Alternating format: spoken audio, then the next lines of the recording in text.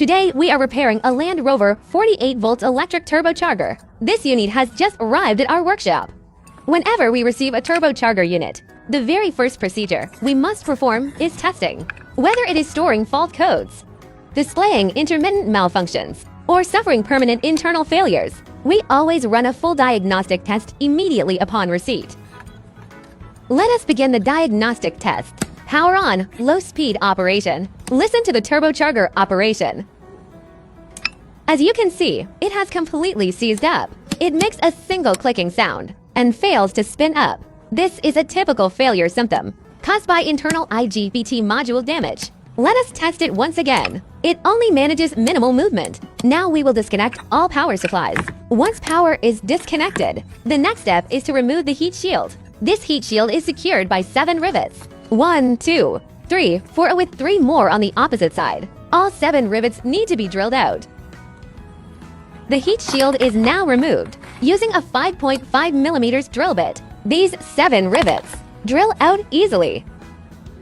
Next, we will open the upper casing of the turbocharger. When removing the heat shield, there is a retaining screw located on top. If a previous repair shop left this screw in place, you must remove it first. If you skip this step, the heat shield cannot be detached. Once removed, the heat shield will separate freely. After that, we remove the 7 T20 fasteners on the upper casings. These are 7 T20 screws in total. This casing is not sealed with adhesive. Only the O-ring has slight adhesion. Next, we remove these 5 T15 screws. Once all T15 screws are removed, we can transfer the assembly to the workbench. First, we will test for IGBT module damage.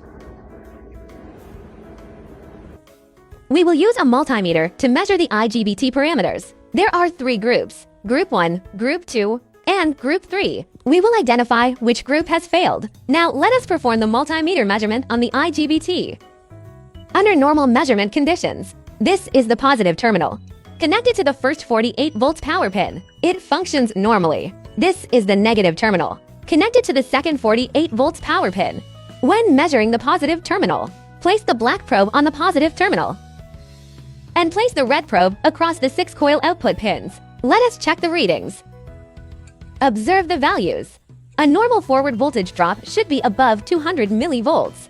The second coil group displays readings above 500 millivolts and 490 millivolts. This confirms that the corresponding IGBT group is damaged. The third group returns normal values above 200 millivolts. The measurement process is identical for the negative terminal. Simply reverse the multimeter probes. Place the red probe on the negative terminal and the black probe on the coil pins. Let us inspect the results. All readings are within normal range. This verifies that the middle IGBT group has failed completely. We will disassemble for visual inspection, but the faulty group is definitively the middle IGBT bank.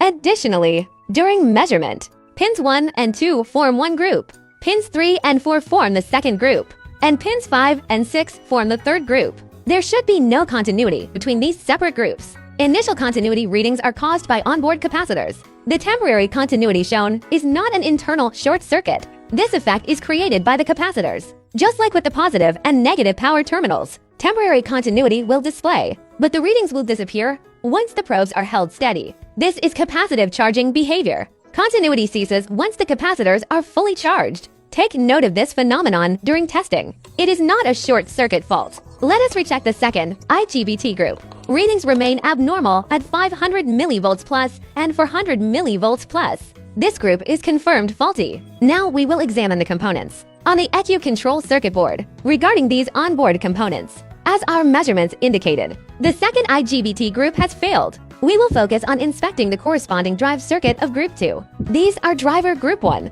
driver Group 2, and driver Group 3. If the second IGBT group has broken down, only the driver components for Group 2 will be damaged. For the driver circuits, we primarily inspect these specific surface mount resistors, including 2.2 ohms, 33 ohms, 4.7 ohms, and 6.8 ohms resistors. These small resistors are highly prone to failure. To test them, simply switch your multimeter to resistance measurement mode. We will perform resistance testing on all these components. During measurements, you may compare readings against the two intact groups for reference. Let us begin testing. Reading 46 omega. Continuity is detected. Switch to resistance mode. Diode test mode will not provide accurate resistance values here. Reading for 0.8 ohms. This is a nominal for 0.7 ohms resistor, so the reading is normal. This 6.8 omega resistor reads 7.0 ohms. This is also within acceptable range. This component is rated 33 ohms. Reading is normal.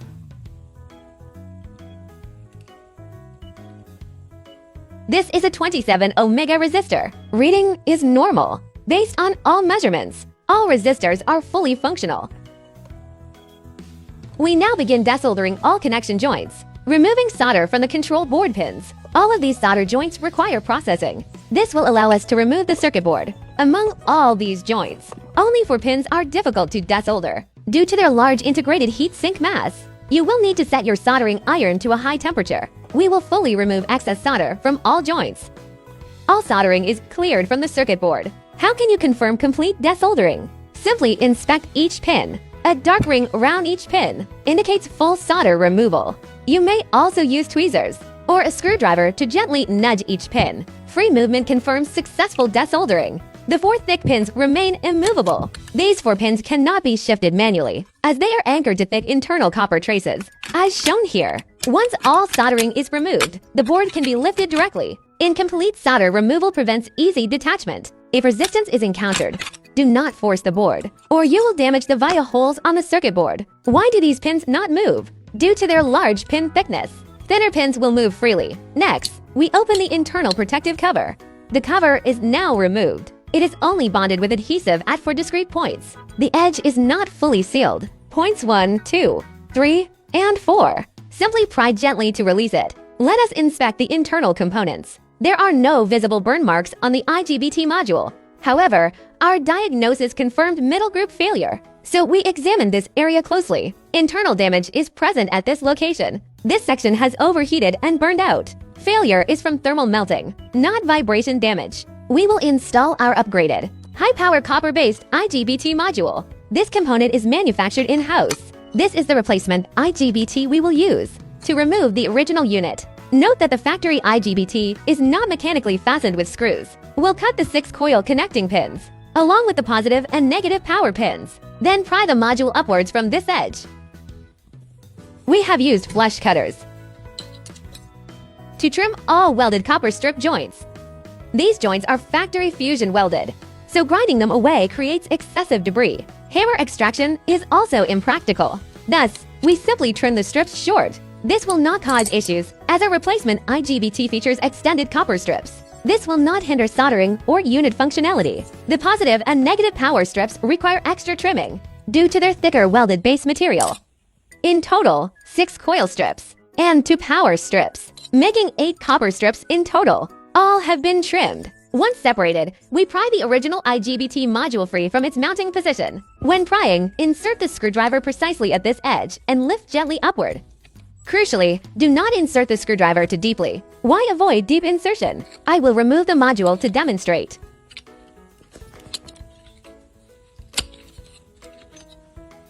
There is a precision contact surface underneath. You must not scratch this surface. The surface remains undamaged because we only pried at the raised edge. Flat surface contact is essential for effective heat dissipation. Observe the original thermal compound layer. It is applied as a thin uniform film. This is the underside of the removed IGBT module. Therefore, optimal thermal transfer is extremely critical for reliability. Another key detail of the factory IGBT. It features 2 plastic alignment dowels. These dowels located into 2 dedicated mounting holes. They insert into these 2 holes respectively. Due to one-sided prying during removal, these plastic dowels almost always break off inside the holes. If broken fragments remain, you must extract all leftover pieces. Unremoved fragments will block the alignment pins of the new IGBT during installation. We will now remove all broken dowel remnants. Once cleared, we clean the entire heat transfer surface. Examine closely. A tiny scratch is present on this surface. You must avoid damaging this area further. When prying from the edge with a screwdriver, keep the tools away from this flat plane. Surface gouging will compromise heat dissipation. This surface is already fully prepped. Now we apply thermally conductive adhesive. Apply a thin, even layer of adhesive. Important reminder: only use thermally conductive silicone adhesive. Do not use standard thermal grease. After applying a thin base layer, place the new IGBT module in position. Slide the module back and forth to spread the adhesive into an ultra-thin uniform film. When first placed, the module will feel slippery. Excess or insufficient adhesive both cause sliding movement. Apply firm downward pressure and wiggle the module. This action expels excess adhesive cleanly. As direct metal contact improves, frictional resistance will noticeably increase. Continue this sliding motion. We are developing a dedicated pressing fixture to perfectly clamp the IGBT for consistent bonding.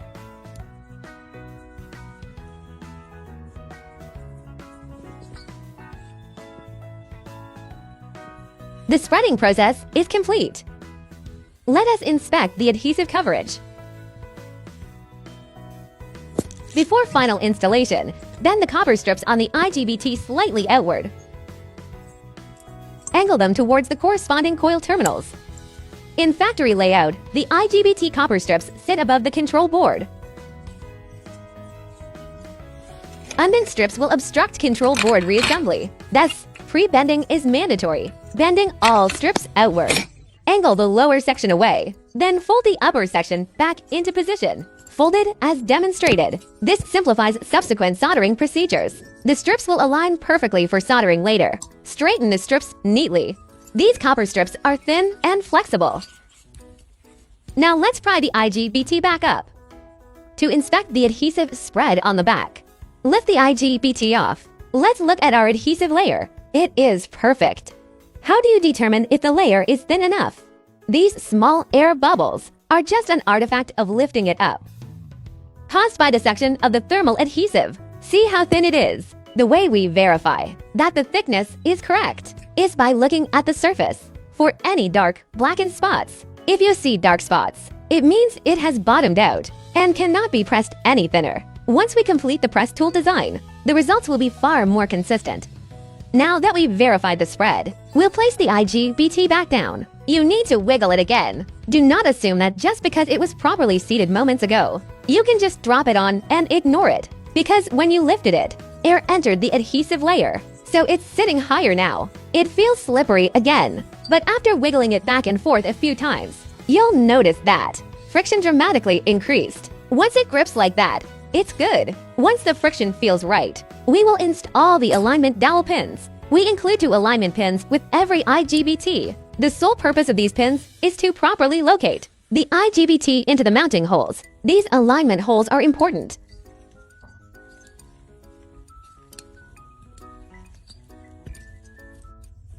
Why must we use these alignment pins? Let me explain. When you insert these pins into the alignment holes, they guarantee the control board will align perfectly.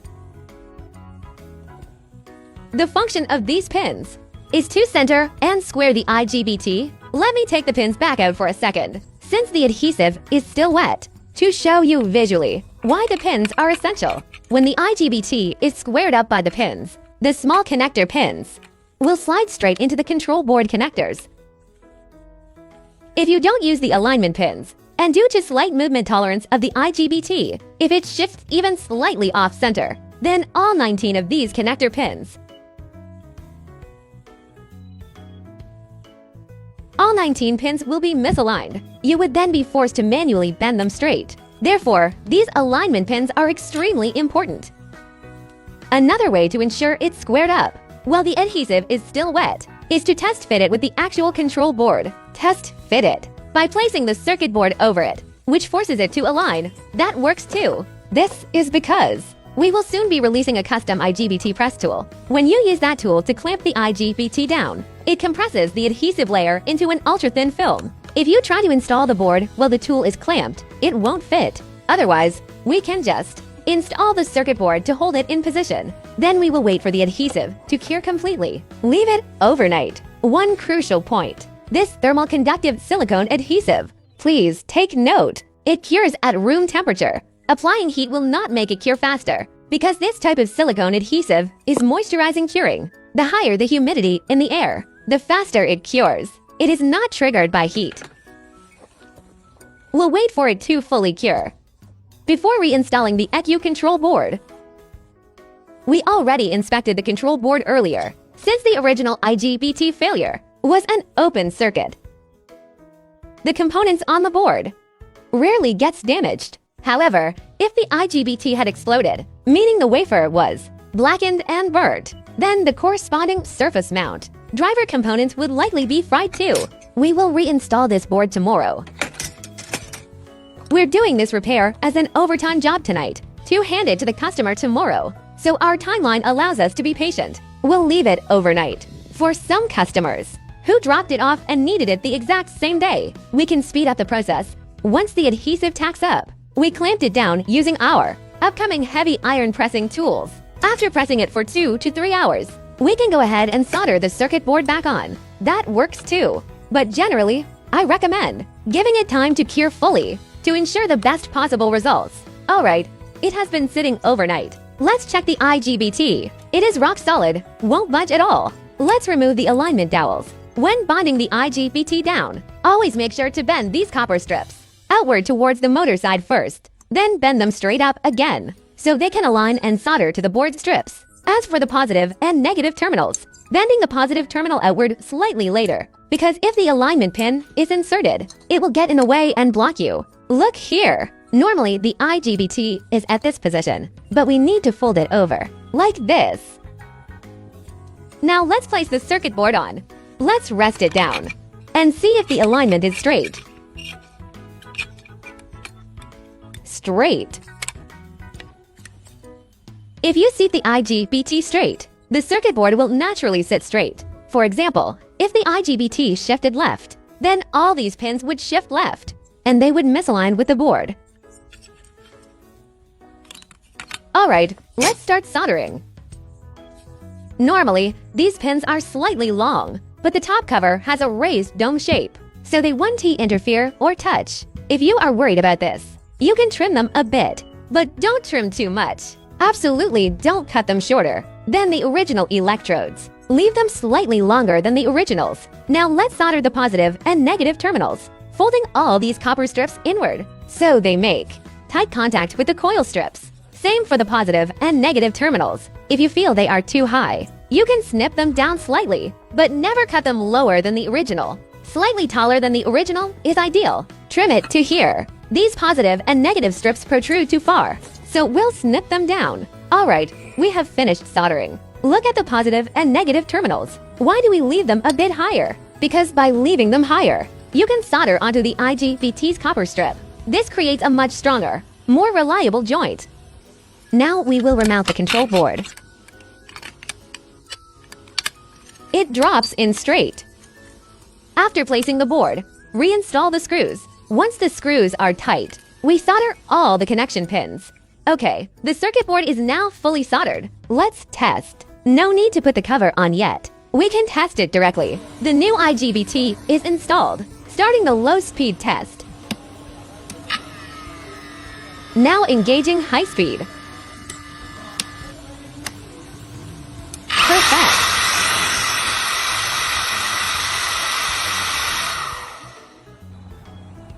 Everything is now reassembled. Let's do a final test. Low speed. Our testing platform allows continuous low-speed running. Now switch it off. High speed.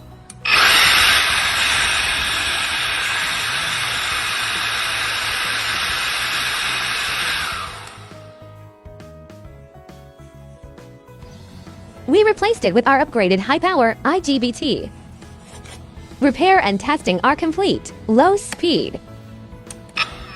The advantage of this testing rig is that it supports continuous low-speed operation. If you don't change the settings, it will keep running at low speed. We'll switch it off. High speed.